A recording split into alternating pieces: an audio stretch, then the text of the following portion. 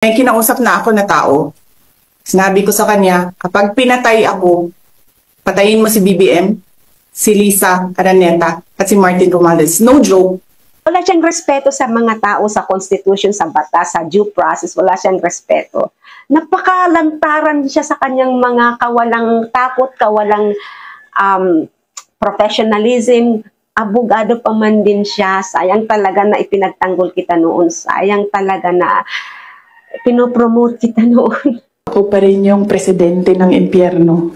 Sa mga mahal ko pong taga-subaybay, subscribers, supporters, viewers, silent viewers, and bashers ko na rin. And I know, kahit bashers ko kayo, ay naiintindihan nyo rin somehow ang mga vlogs ko. Kasi hindi naman ako nagbablog nang walang katotohanan. We are all entitled to our own opinions, di ba po? So, still, maraming salamat po sa inyo. And please don't forget to subscribe to my YouTube channel. Okay, so, pagpatuloy natin. Kapag pinatay ako, patayin mo si BBM, si Lisa Araneta, at si Martin Romualdez. No joke. Grabe, di ba? Grabe talaga. Sinabi pa niya na huhukayin niya yung labi ng dating presidente, ang tatay ni PBBM. Huhukayin daw niya at itatapon sa West Philippine Sea. Yung palang talaga, salang-sala na siya.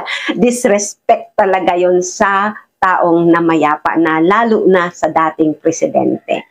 Ngayon, yung pagbabanta niya, na gusto niyang napag daw siya namatay, ay may nakausap na daw siya.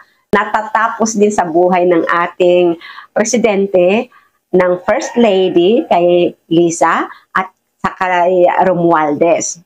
Pero inyo yun, so ibig sabihin may kinontak na siya, premeditated na, may plano na siya at pinaghandaan na niya.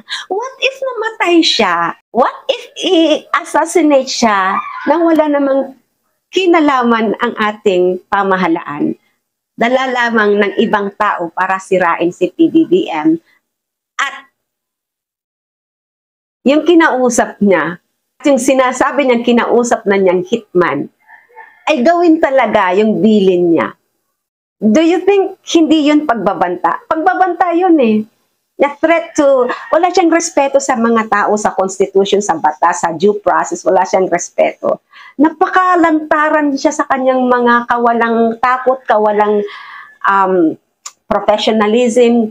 Abogado pa man din siya. Sayang talaga na ipinagtanggol kita noon. Sayang talaga na pinopromote kita noon. Pero marami nang nagising tulad sa akin, no? Ayoko sana ng mga ganitong usapin politika kasi I'm more on sharing the word of God. Pero hindi ako talaga makatiis eh. Kasi sobra na. Sobra na yung pagiging pagdidisrespect niya sa Panginoon.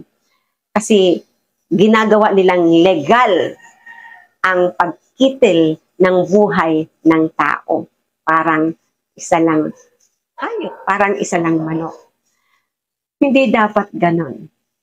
Maraming salamat po sa panonood, and don't forget to subscribe, like, and share. Thank you so much. God bless you. Believe in yourself, believe in God, and share love. Thank you for watching again. Bye-bye. See you on my next video.